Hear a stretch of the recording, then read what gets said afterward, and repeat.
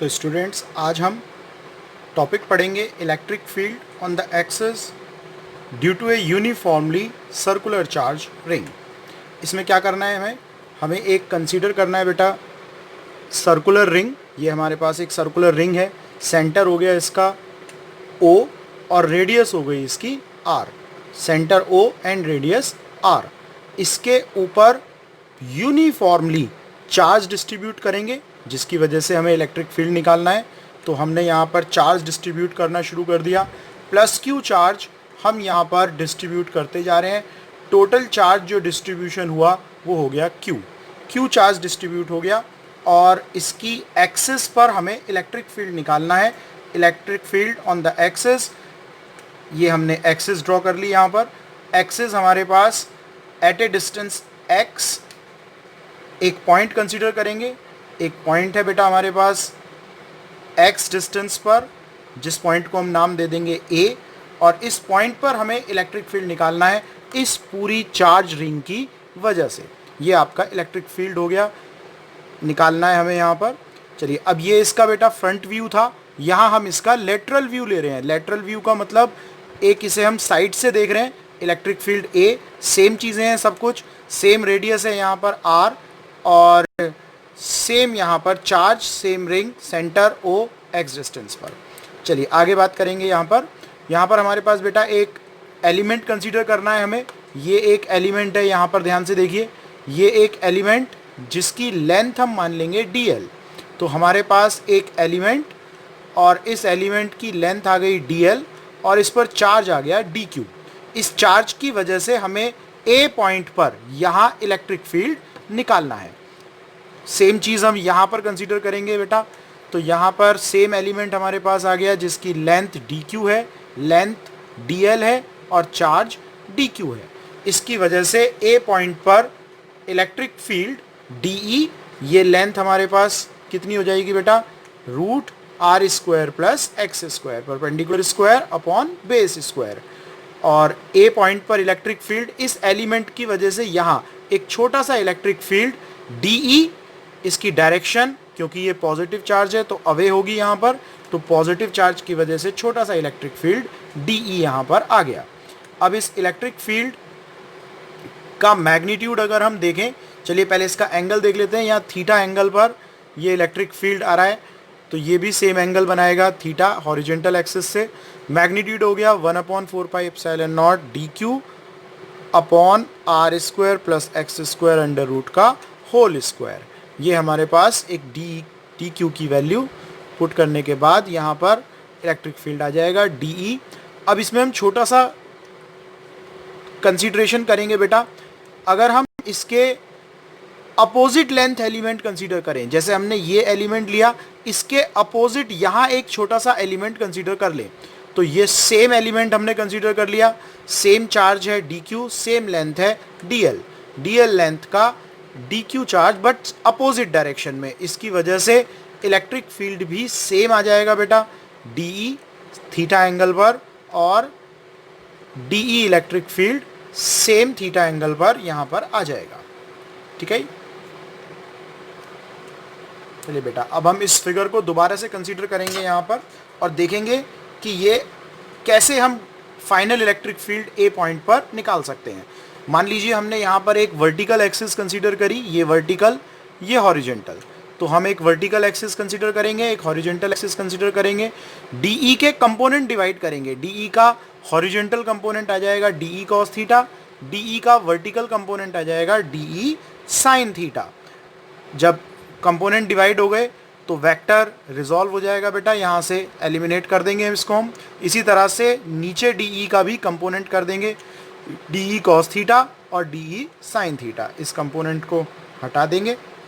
अब यहाँ हम ध्यान से देखें तो वर्टिकल कंपोनेंट हमारे क्या हो जाएंगे बेटा, कैंसिल हो जाएंगे, और वर्टिकल कंपोनेंट कैंसिल हो जाएंगे तो हमारे पास नेट इलेक्ट्रिक फील्ड आ जाएगा integration of DE cos theta. Integration of DE cos theta क्यों आया? कुछ बच्चे यहाँ पर सोचते हैं कि DE 2DE cos थीटा आना चाहिए, क्योंकि 2DE cos थीटा दिखाई दे रहे हैं आपको, लेकिन बेटा यहाँ पर ये 2 डी ई कॉस थीटा सिर्फ इन दोनों एलिमेंट के इलेक्ट्रिक फील्ड हैं। अगर हम और भी बहुत सारे एलिमेंट लेंगे यहाँ पर तो उन सबके डी ई कॉस थीटा यहाँ पर आएंगे, जो कि इंटीग्रेशन करके ऐड हो जाएंगे।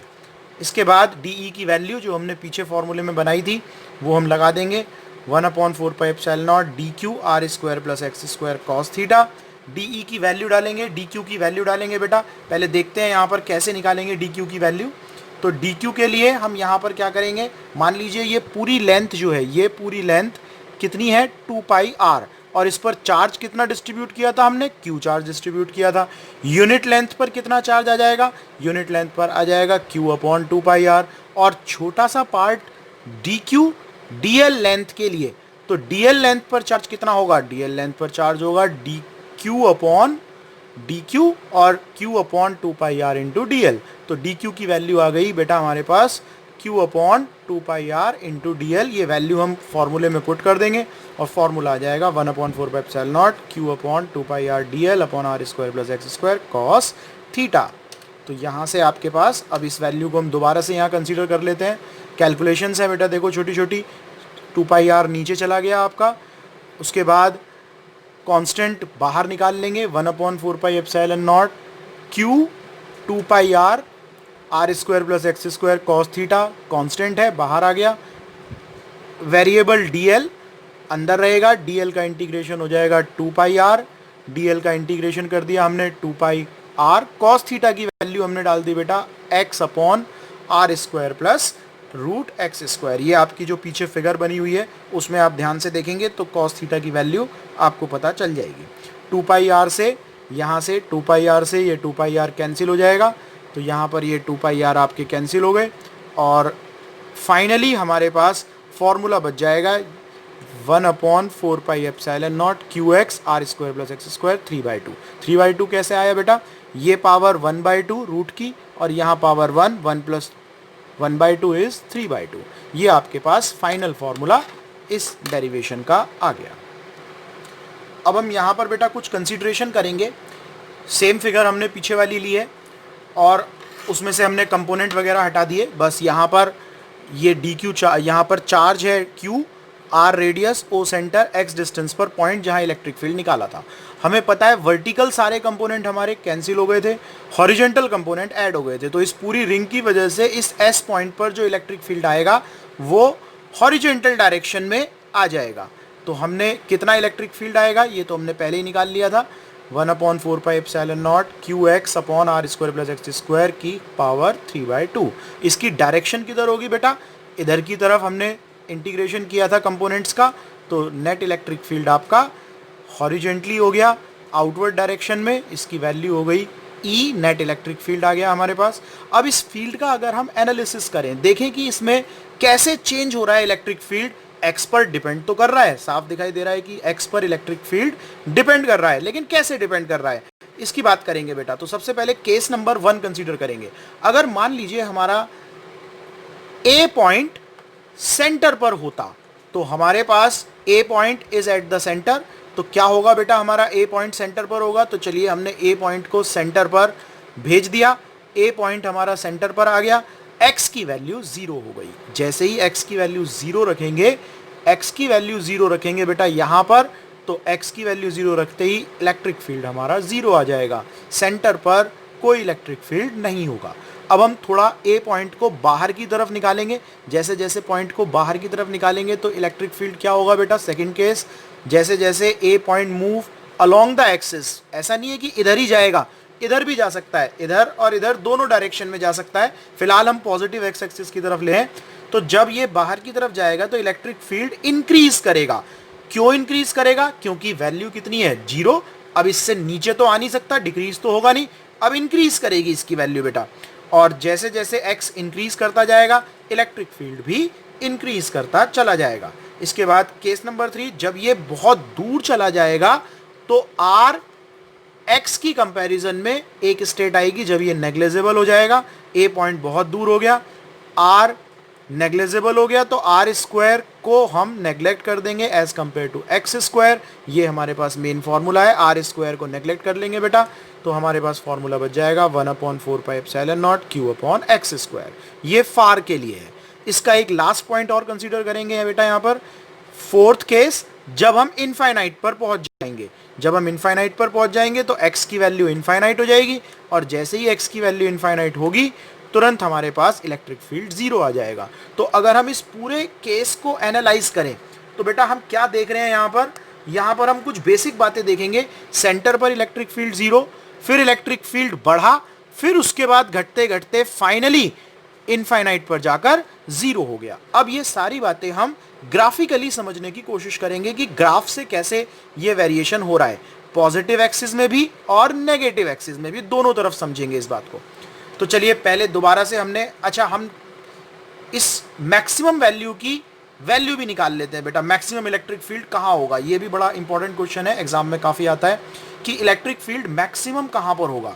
तो हम मान लीजिए हमने ई का फॉर्मूला बनाया 1/4πε0 Q r² प्लस x²।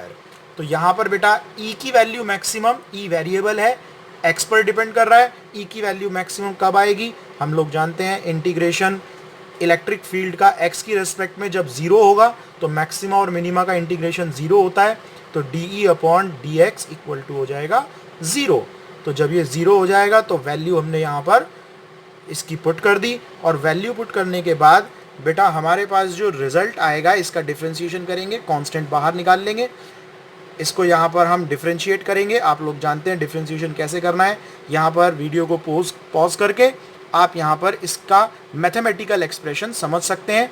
ये मैंने आपको इसमें डिटेलिंग करके बता रखी है एक ही पेज पर, जिससे दूसरे पेज पर ना जाना पड़े। तो ये आपके स्टेप्स हैं कुछ, और फाइनली हमारे पास जो रिजल्ट आएगा बेटा वो आएगा x =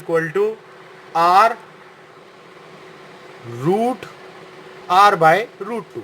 अब अगर हम कहें जी r/√2 पर इलेक्ट्रिक फील्ड मैक्सिमम होगा, तो r/√2 पर इलेक्ट्रिक फील्ड मैक्सिमम होगा तो इलेक्ट्रिक फील्ड कितना होगा मैक्सिमम, इसकी चर्चा करने के लिए हम क्या करेंगे बेटा, ये हमारा एक बहुत इंपॉर्टेंट फॉर्मूला ड्राइव हो गया यहाँ पर, ठीक है। वैल्यू इसको आप वैसे भी रफली याद रखेंगे। इलेक्ट्रिक फील्ड के अंदर x की ये वाली वैल्यू डाल देंगे बेटा, यहाँ पर x की वैल्यू यहाँ से उठाकर हम डाल देंगे, तो इससे हमारा जो रिजल्ट आएगा वो आएगा Q/6√3πε0r²। ये आपका स्टैंडर्ड फॉर्मूला बन सकता है, और इसको भी आप याद रखेंगे। मैक्सिमम इलेक्ट्रिक फील्ड एक्सिस पर जब हम r/√2 डिस्टेंस पर होंगे तो कितना होगा, ये आपका पता चल जाएगा। अब इसे हम ग्राफिकली देखेंगे बेटा, ग्राफ से कैसे करना है इसे।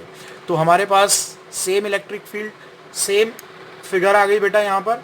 अब हम यहाँ एक्सिस लेंगे, एक वर्टिकल एक्सिस, एक हॉरिजॉन्टल एक्सिस। सबसे पहले हमने हॉरिजॉन्टल एक्सिस ली, इस पर x डिस्टेंस पर x पोजीशन है, और वर्टिकल एक्सिस पर हमने इलेक्ट्रिक फील्ड लिया है। हम पोजीशन और इलेक्ट्रिक फील्ड का रिलेशन समझना चाहते हैं।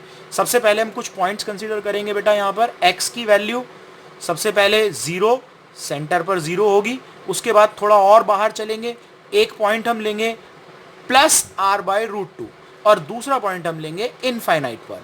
तो इनफाइनाइट पर इलेक्ट्रिक फील्ड जीरो होगा, हमें पता है जीरो होगा। r/√2 पर मैक्सिमम होगा और x पर जीरो होगा, पॉजिटिव एक्स एक्सिस में। सेम कहानी आपकी नेगेटिव एक्सिस में भी रिपीट होगी। तो ये हमने फिर से वही दो पॉइंट ले लिए, इसको हमने माइनस कंसीडर किया है। क्यों किया है, क्योंकि दूसरी तरफ जा रहे हैं, नेगेटिव एक्स एक्सिस में जा रहे हैं। इनफाइनाइट पर भी ये हमने इनफाइनाइट ले लिया। तो वेरिएशन की बात करेंगे बेटा, जब x सेंटर पर था तो इलेक्ट्रिक फील्ड जीरो था, r/√2 पर जाकर मैक्सिमम होगा। अगर हम वेरिएशन देखें तो हमारे पास एक रिलेशन बनेगा, पहले इलेक्ट्रिक फील्ड जीरो था, फिर बढ़ता गया, यहां आकर मैक्सिमम हुआ। हम जानते हैं मैक्सिमम वैल्यू कितनी होगी बेटा, पीछे हम लोगों ने देखा था, Q/6√3πε0a²। ठीक है, आप भी याद कर लीजिए इस वैल्यू को। इसके बाद बेटा जैसे जैसे हम इस वैल्यू से आगे जाएंगे, r/√2 से आगे जाएंगे, इलेक्ट्रिक फील्ड घटता जाएगा और इनफाइनाइट पर जाकर ये दोनों लाइनें मिल जाएंगी। इसे पैरेलल छोड़ देंगे यहाँ पर। सेम आपका नेगेटिव एक्स एक्सिस में आप रिपीट करेंगे। नेगेटिव एक्स एक्सिस में आपके पास सेम वेरिएशन आएगा जैसे पॉजिटिव एक्स एक्सिस में आया था। यहाँ हमने बेटा डायरेक्शन की बात नहीं करी है। इलेक्ट्रिक फील्ड देखिए, पॉजिटिव एक्स एक्सिस में इलेक्ट्रिक फील्ड इधर होगा, नेगेटिव एक्स एक्सिस में इलेक्ट्रिक फील्ड इधर होगा। तो अगर हम डायरेक्शन की बात नहीं करें, दोनों पॉजिटिव ले लें तो शेप आपकी आइडेंटिकल आएगी। लेकिन अगर हम डायरेक्शन की बात करें तो डायरेक्शन के साथ जब इलेक्ट्रिक फील्ड लेंगे तो ये नीचे की तरफ आएगा, इलेक्ट्रिक फील्ड नीचे की तरफ बढ़ेगा और जब ये इलेक्ट्रिक फील्ड नीचे की तरफ आएगा तो हम ऊपर वाला इलेक्ट्रिक फील्ड हटा देंगे। तो ये आपके पास इलेक्ट्रिक फील्ड आ गया बेटा डायरेक्शन के साथ। ये आपका विदाउट डायरेक्शन इलेक्ट्रिक फील्ड है, ये आपका डायरेक्शन के साथ इलेक्ट्रिक फील्ड है। तो ये ग्राफ भी बड़ा इंपॉर्टेंट है एग्जाम्स के लिए और कंपटीशन पॉइंट ऑफ व्यू के लिए भी, दोनों एक्सपेक्ट से आप इसको लर्न करेंगे बेटा।